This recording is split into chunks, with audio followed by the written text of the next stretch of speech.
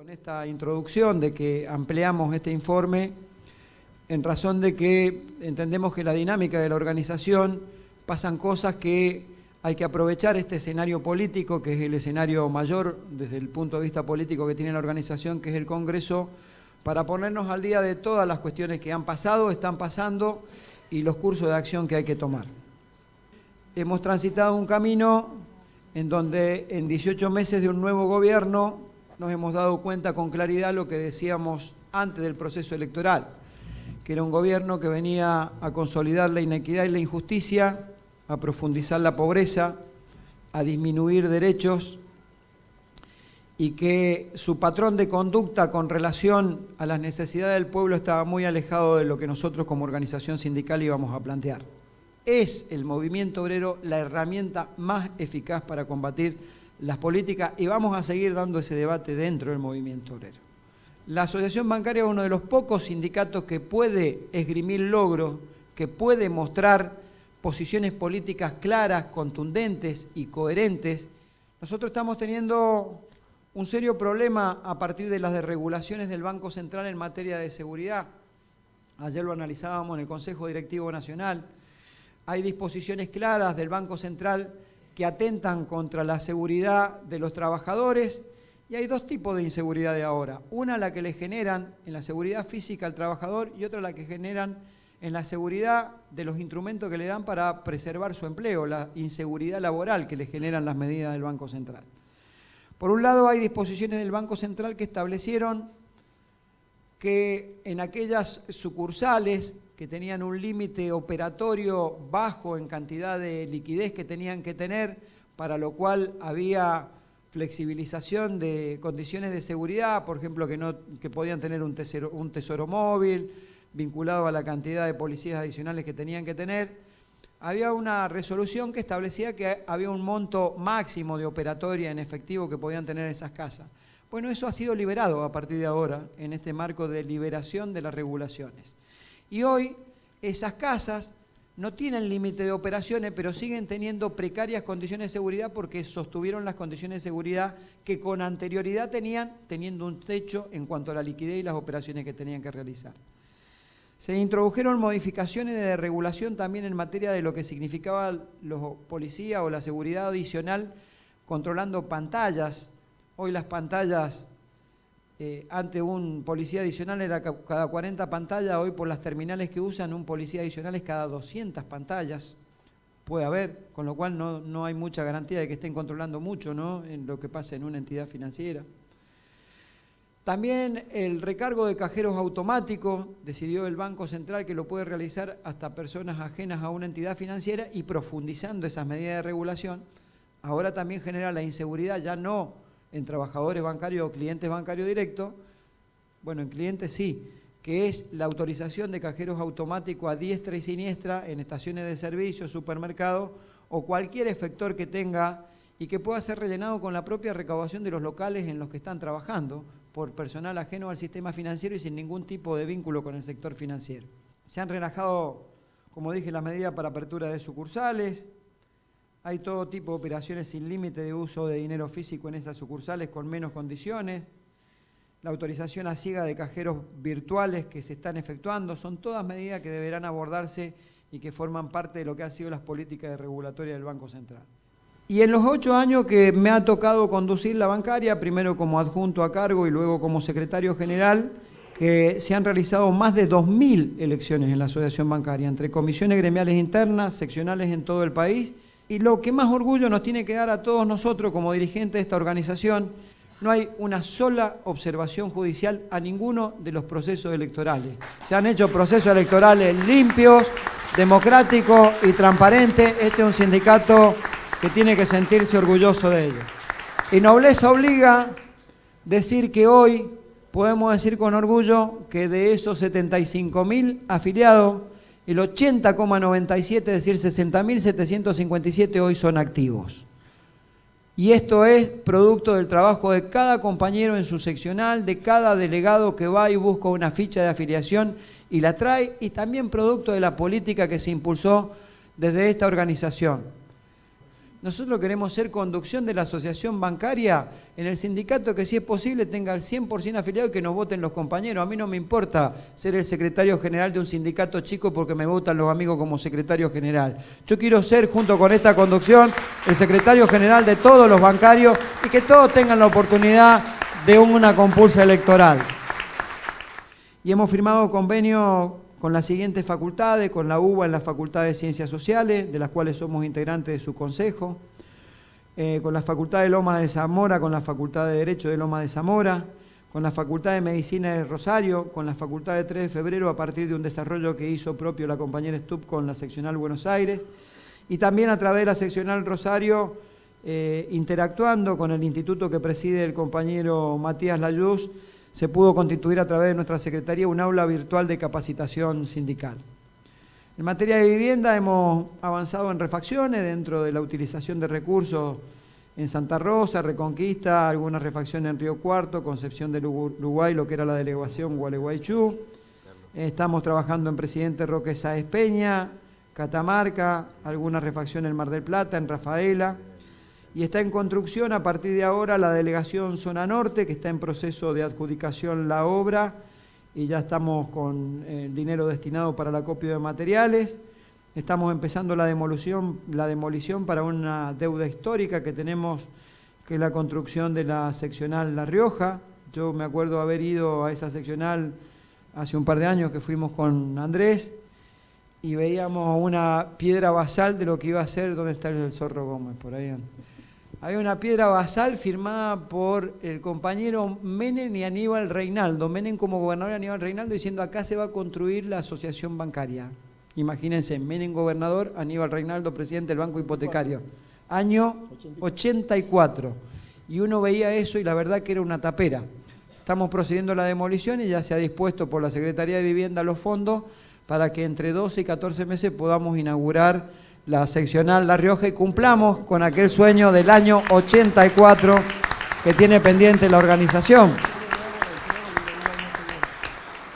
El día 24 de mayo, encabezado por la compañera secretaria de Previsión Nacional, hemos aportado una numerosa cantidad de compañeros jubilados y activos que marcharon con todos los jubilados acá en Capital Federal, con los centros de jubilados, en la primera marcha de jubilados contra este gobierno, precisamente por las cosas que pasan, ¿no? Acá hubo una denominada ley de reparación histórica que sancionó el gobierno nacional bajo el supuesto que se iban a pagar los juicios a los jubilados que tenían sentencia firme y que los seguían chicaneando sin pagarlos. Se le iba a hacer una oferta a quienes tenían el juicio en trámite sabiendo que el Estado perdía todos esos juicios, y se le iba a actualizar el haber jubilatorio a los compañeros jubilados que todavía no habían iniciado juicio. La mentira que significó la reparación previsional, agregado a la suba escandalosa de alimentos, que es donde va básicamente la mayoría del aporte o de la percepción del beneficio previsional, la escandalosa actualización de los valores de los remedios que pagan, agregado a la política que impulsa el gobierno nacional de quitarle los medicamentos al 100% a los jubilados porque tienen un autito superior a 10 años o anterior a 10 años de antigüedad o porque tienen algún ingreso extra, agregado a la consolidación de la inequidad que plantea la Corte cuando convalida el tope jubilatorio de 46.000 pesos por todo concepto, es decir, que si superás 46.000 pesos entre una pensión y una jubilación te quitan la pensión, agregado a la escandalosa, deplorable y repudiable actitud que tiene el gobierno de empezar a quitarle las pensiones no contributivas a los lisiados, a los enfermos, a los desposeídos, ha hecho que esto sea el blef más grande de este gobierno.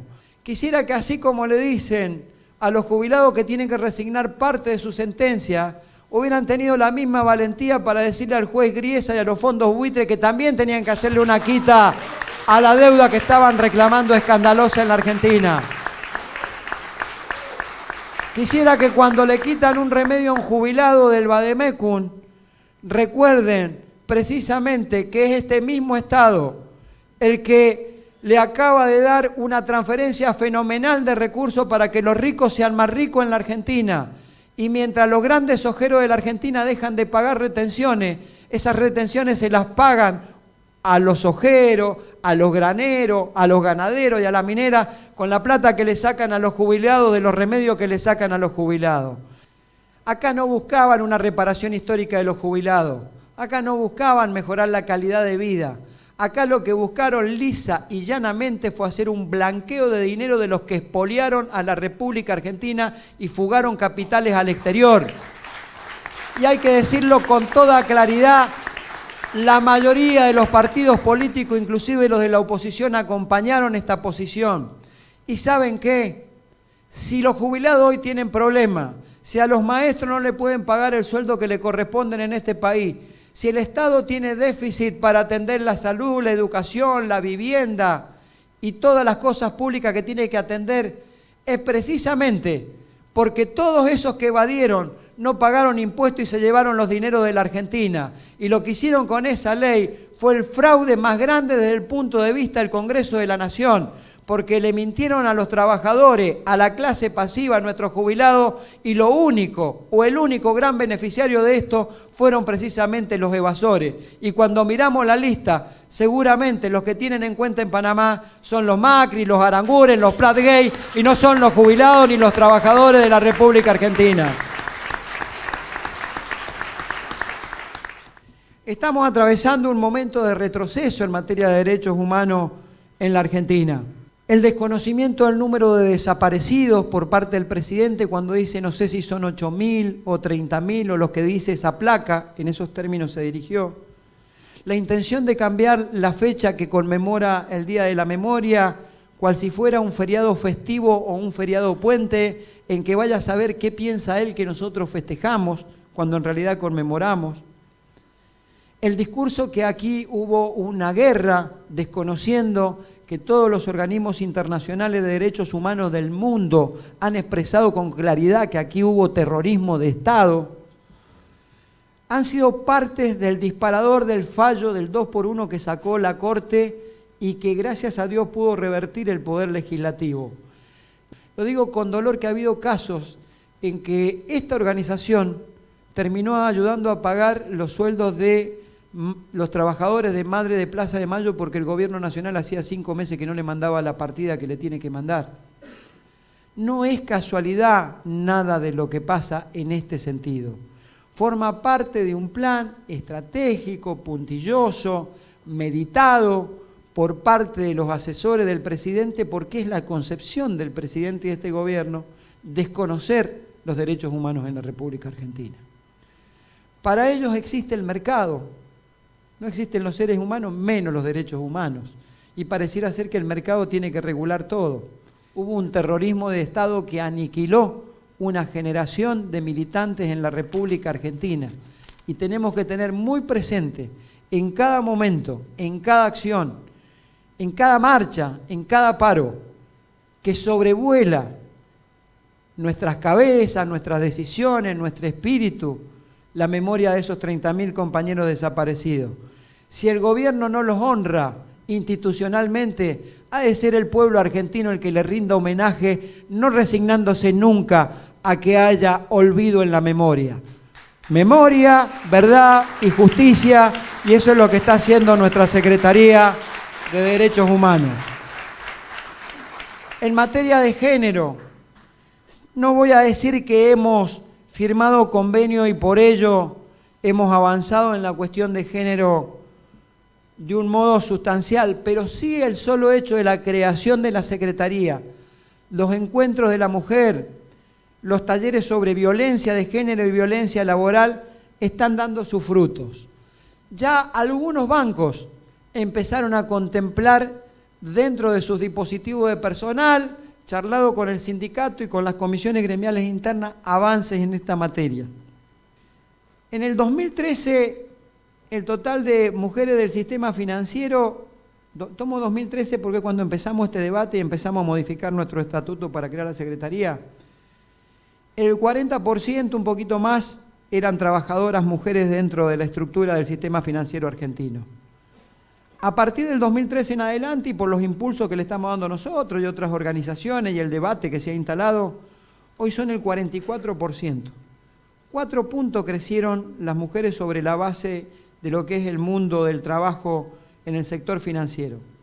Ingresan más mujeres en los bancos, hay más mujeres dentro de los 50 mejores sueldos, se achicó en 1,5 puntos, casi 1,70 puntos, la brecha de salario entre hombres y mujeres, y hay hoy 41% de mujeres con sueldos superiores a 35.000 pesos, y antes era el 26%.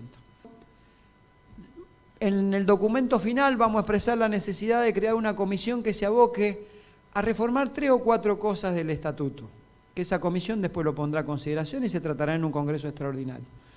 La primera de ellas, que yo creo que si bien hacemos bien las cosas en la bancaria, y prueba de ello es que seguimos certificando en normas ISO, como dije, en pagos, contabilidad y en finanzas, en la asociación bancaria, nosotros tenemos que poner más trabas al endeudamiento que pueden asumir las conducciones en la asociación bancaria.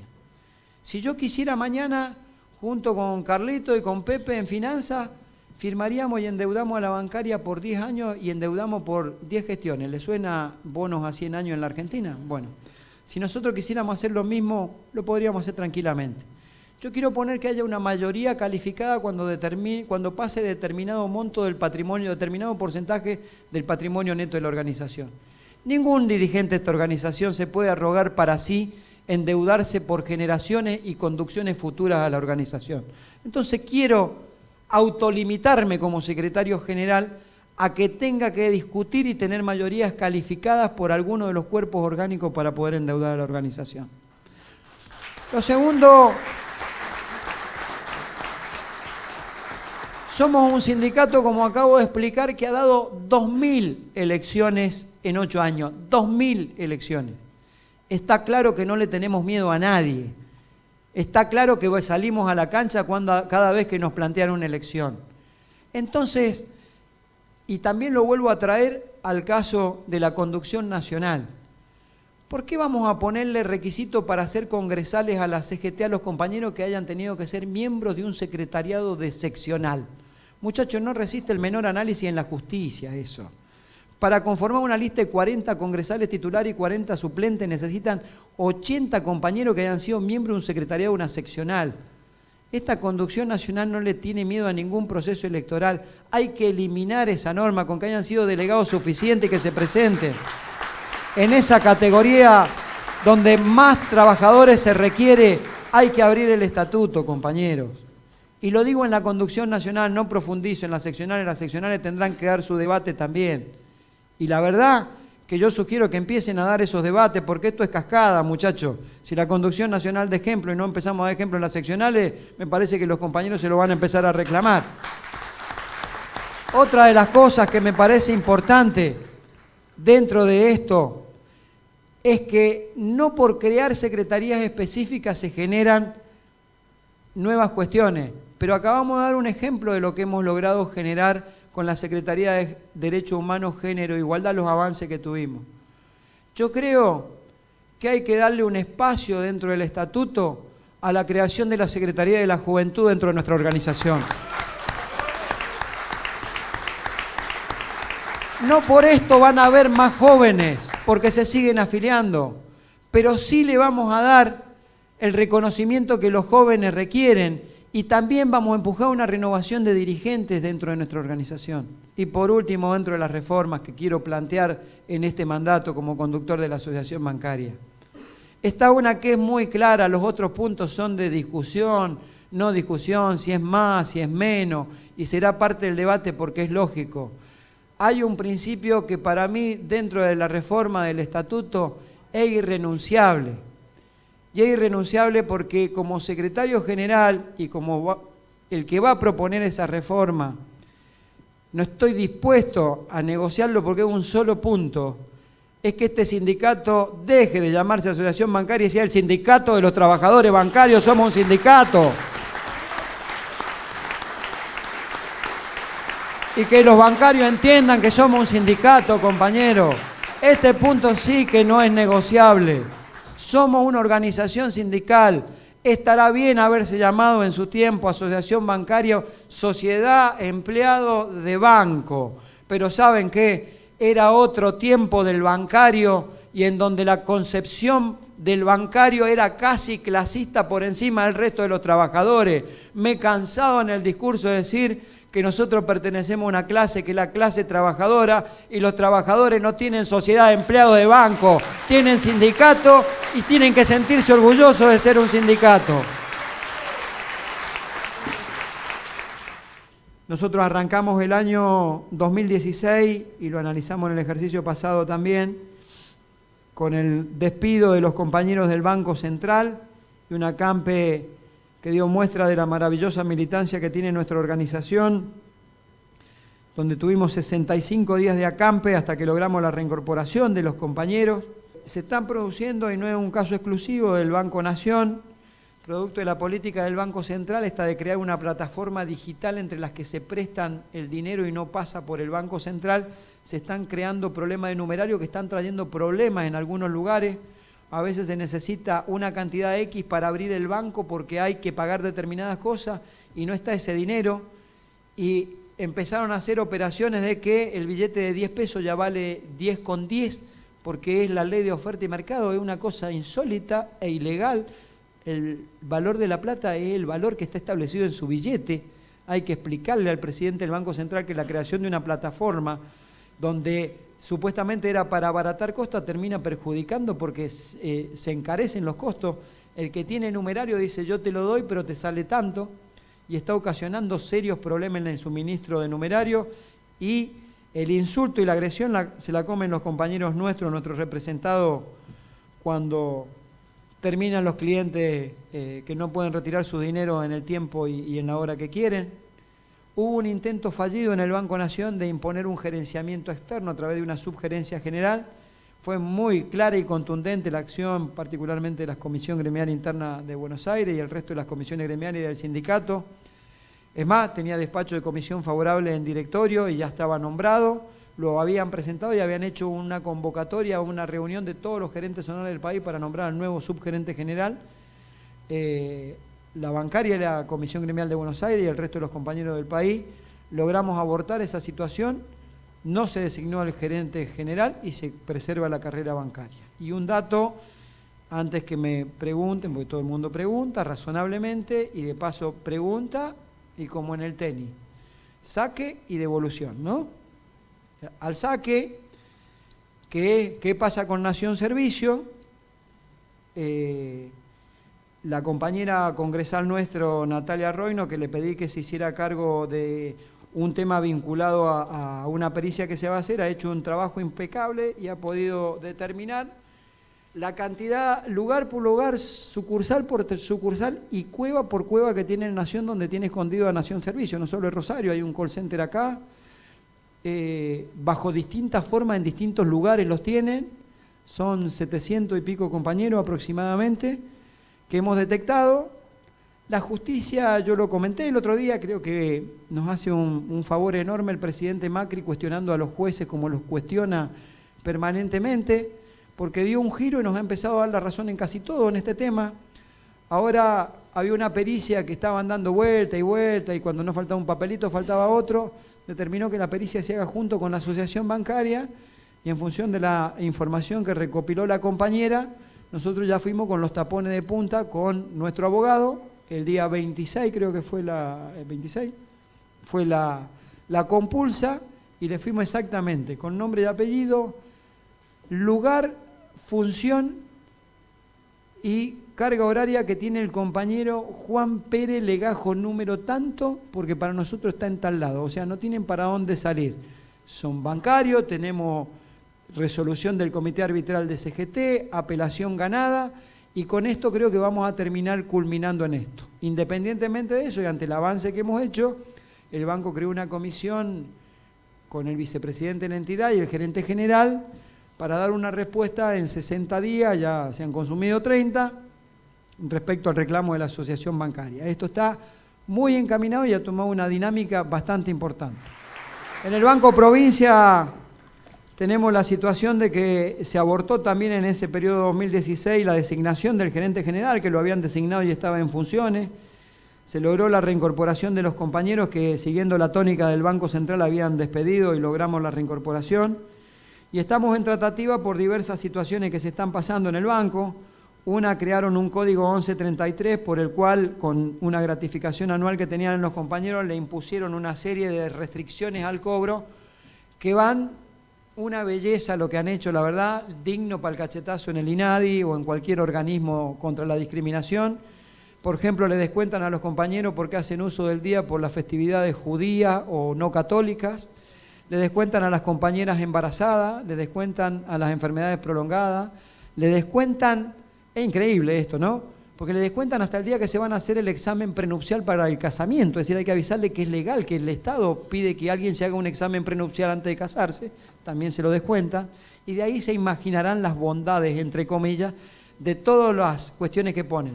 Por un lado generan nuevas licencias como un hecho social y por otro no pueden hacer uso porque se las descuentan si se las toman. Hay una mesa de negociación en la que estamos sentados.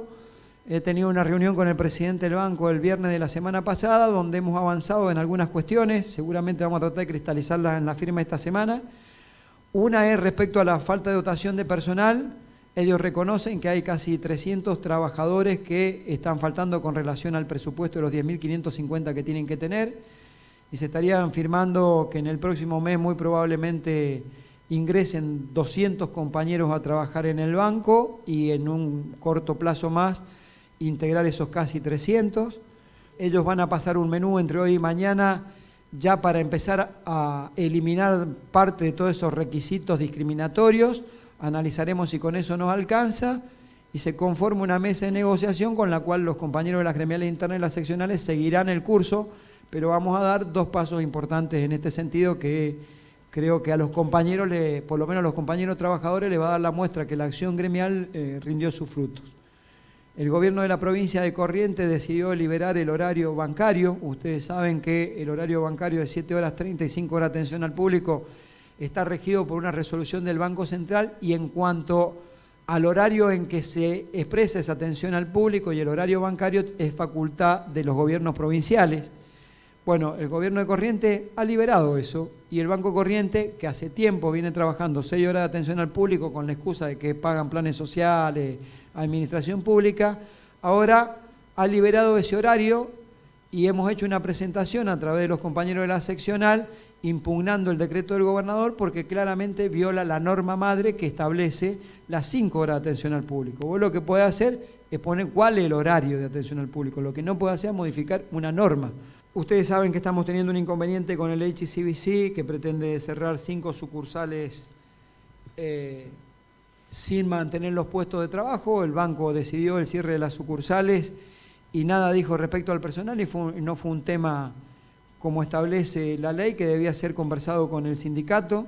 Hubo una reunión con el presidente del banco, se han sucedido reuniones y estaríamos en condiciones de firmar esta semana ya un acuerdo mediante el cual el banco ya había decidido el cierre, había notificado a los clientes y había suspendido la operatoria del banco. Lo que se va a hacer por ahora, también me manifiesta el presidente del banco, que hay sucursales enteras que los trabajadores han prestado conformidad porque de un lado se van a otra sucursal y no habría contingencia. Yo lo que le he pedido es que garantice la totalidad de los puestos de trabajo.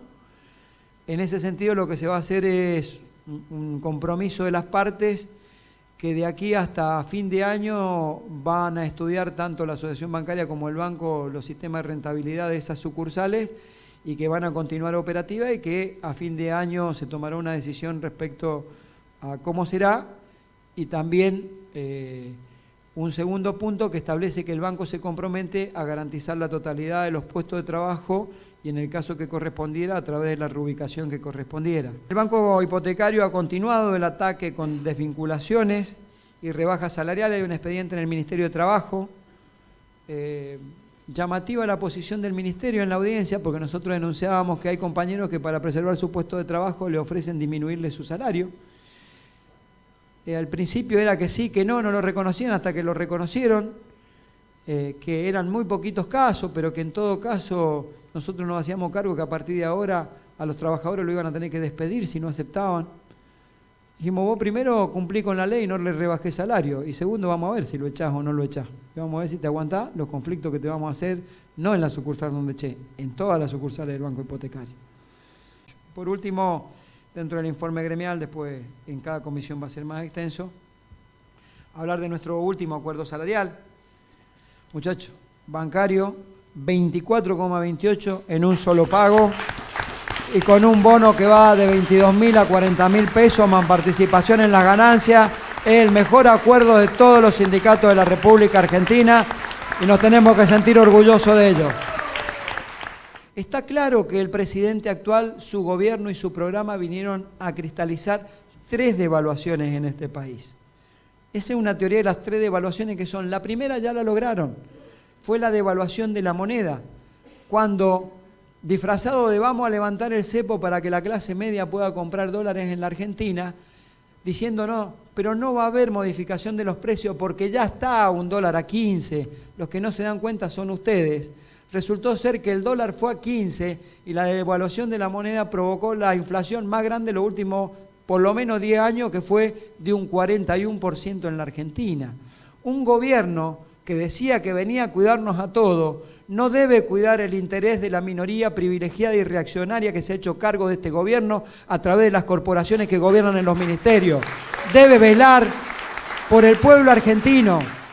Nosotros tenemos que el consumo sigue en una caída pronunciada desde que asumió este gobierno. Y nos encontramos con la novedad que nuestro ministro de Hacienda, comunicador social de la economía por excelencia de los grupos económicos que los había en sus noticieros, en todos los lugares donde salía, dice que la caída del consumo obedece a un cambio de modalidad del pensamiento económico de la ciudadanía en materia de ahorro.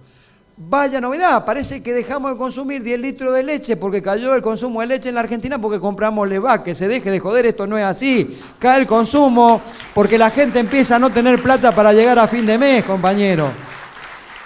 Como dije, entre el 2016 y 2017 el país se endeudó en 110.000 millones. Y como corolario de esa deuda, acabamos de tomar y ser el hazmerreír del mundo, hasta del mundo económico, por haber tomado deuda a 100 años en un acto descarado de este gobierno, en donde no fue una deuda por una necesidad de dinero inminente, acuciante, era la señal a los mercados de la previsibilidad que le da este gobierno a la economía y al sector financiero mundial. Por eso tomábamos deuda de 2.750 millones a 100 años. Vaya mala noticia que le dieron a los 2 días.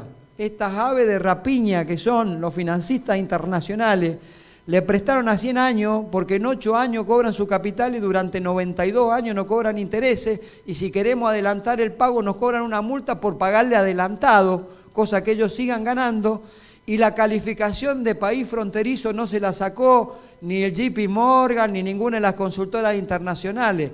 Quiere decir que en un gesto a los mercados se embarcaron en una deuda vergonzosa para las generaciones de argentinos que vengan, a cambio de que el mercado les iba a pagar con un beneficio de declararlo país emergente y no país fronterizo.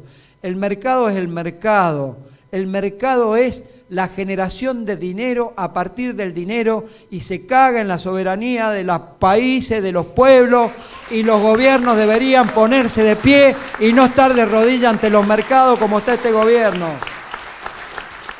Este gobierno vino con un discurso que es el discurso del capitalismo y el neoliberalismo, que está sustentado en el eje que si nosotros nos integramos a los mercados del mundo y producimos una desregulación financiera, esto provoca crecimiento de la economía, y el crecimiento de la economía provoca generación de empleo, y la generación de empleo genera empleo decente y bien remunerado. Nada de eso es así. Los 90 son la mejor y más acabada expresión de esa contradicción ideológica y económica. La apertura indiscriminada a los mercados del mundo significa que el pez gordo se come al pez chico. Y acá tenemos ballenas enfrente y nosotros somos una mojarrita cuando tenemos que discutir. Y este gobierno consolidó la inequidad y la injusticia cuando decidió ponerle un techo a las paritarias y decidió blanquear que el número mágico para no ser pobre en la Argentina era 13.200 pesos y acaba de suscribir arbitraria, inconsulta y por primera vez desde que se crea el Consejo del Salario, un salario que va a llegar a 10.000 pesos el año que viene. Un gobierno que reconoce para no ser pobre que hacen falta 13.000 pesos, decide por decreto que van a seguir siendo pobres y solo pueden aspirar a cobrar 10.000 pesos. Hay que decirle que cualquier reforma política que se inicie en la Argentina debería tener como punto principal y vector del resto de la reforma que quien no cumple con el contrato electoral que propone puede ser depuesto de su cargo. Porque si no, se trata de mentirle a la sociedad como se le mintió acá para obtener un cargo en la primer magistratura y transformar el sistema político en la Argentina como se ha transformado.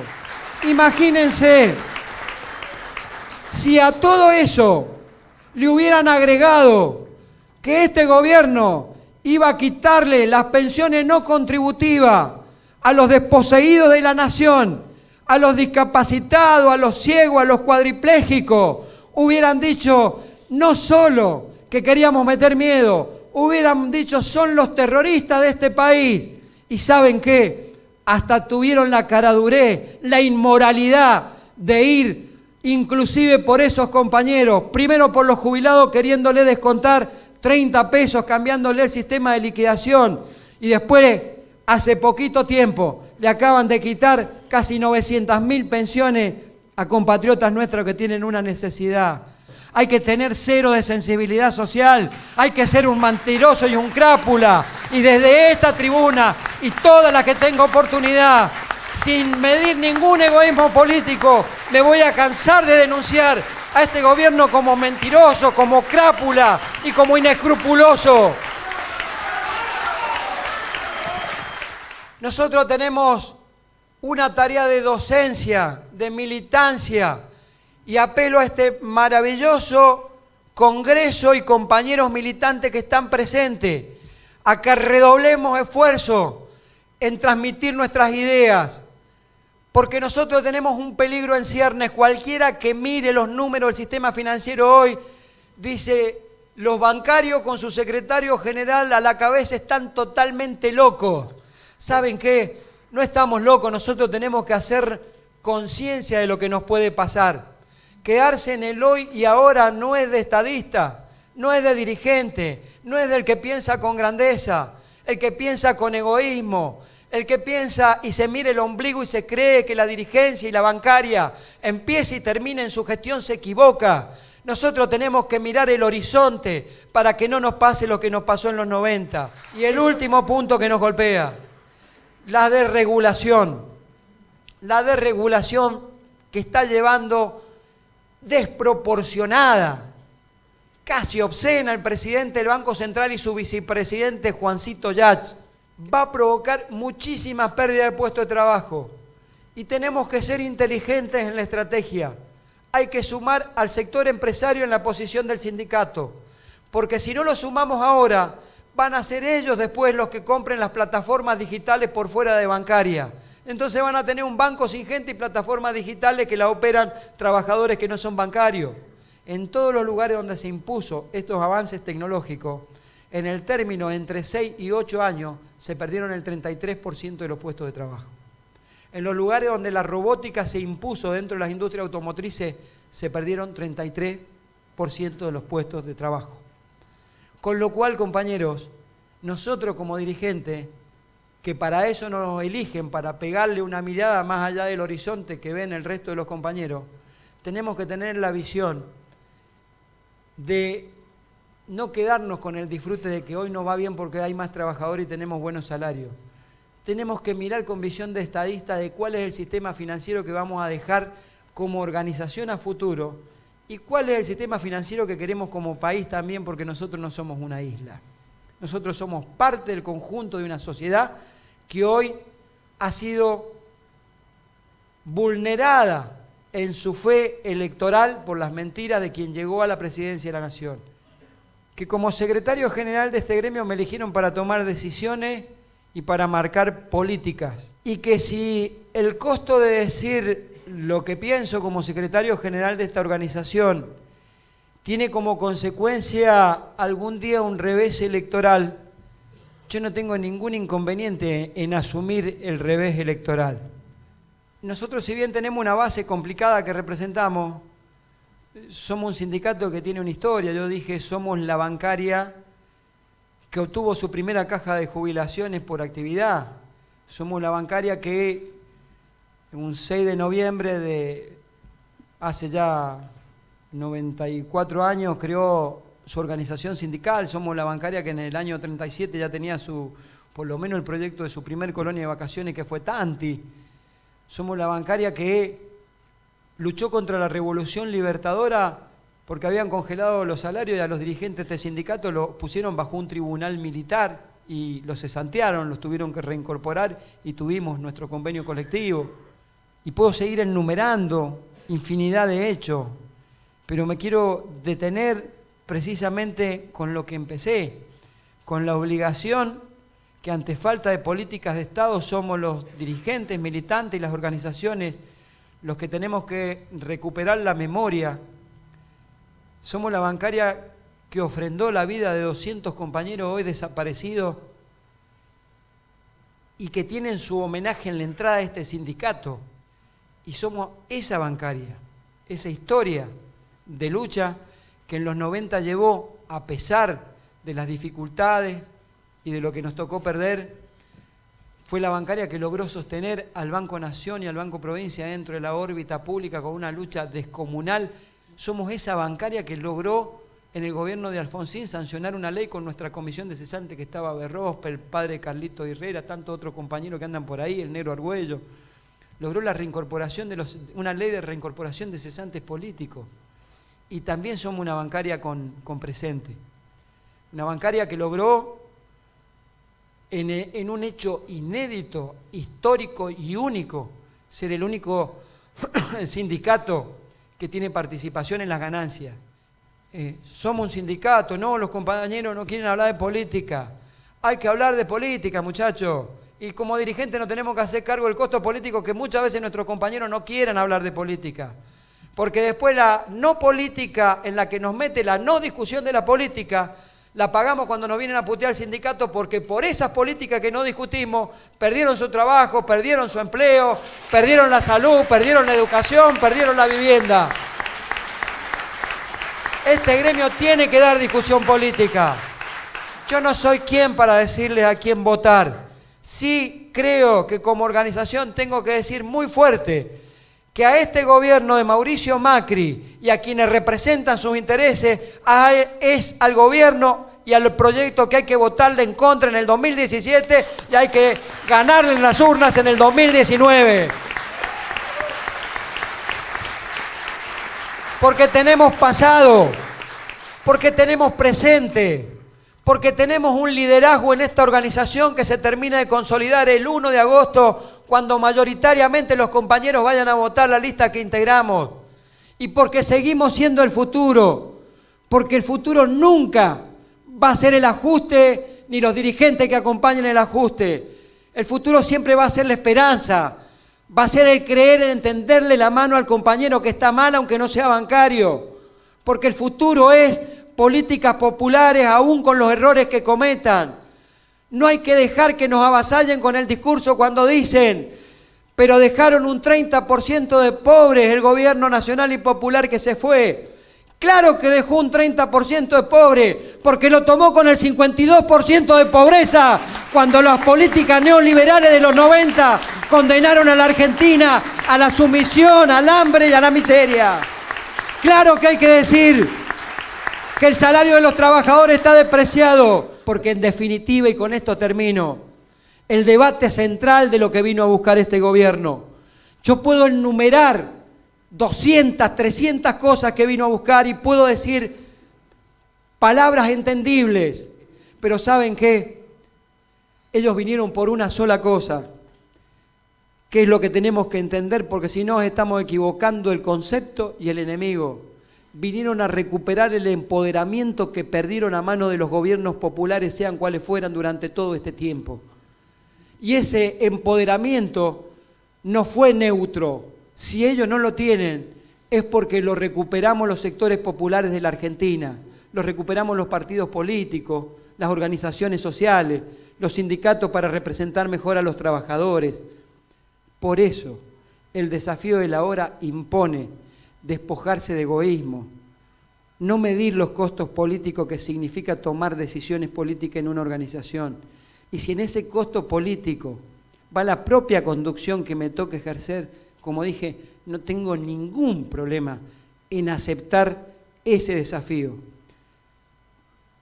Porque si hay algo que no nos van a perdonar las generaciones futuras, y principalmente la conciencia de cada uno de nosotros, y en el caso de los que tenemos hijos, nuestros hijos, y lo hemos formado bajo el concepto de participación y protagonismo en una sociedad, es que nos hayamos dado por vencidos. Por eso, a pesar que tenemos algunos traspiés, a nosotros todavía no nos han visto derrotados porque no hemos tirado la toalla. Y no la hemos tirado porque este sindicato está de pie, tiene claras sus convicciones, tiene liderazgo, tiene pasado, tiene presente, tiene futuro, y ese futuro es el futuro de todos los trabajadores en un país mejor, con condiciones dignas, y recuperar el poder para los sectores populares de la Argentina. Muchísimas gracias, compañeros.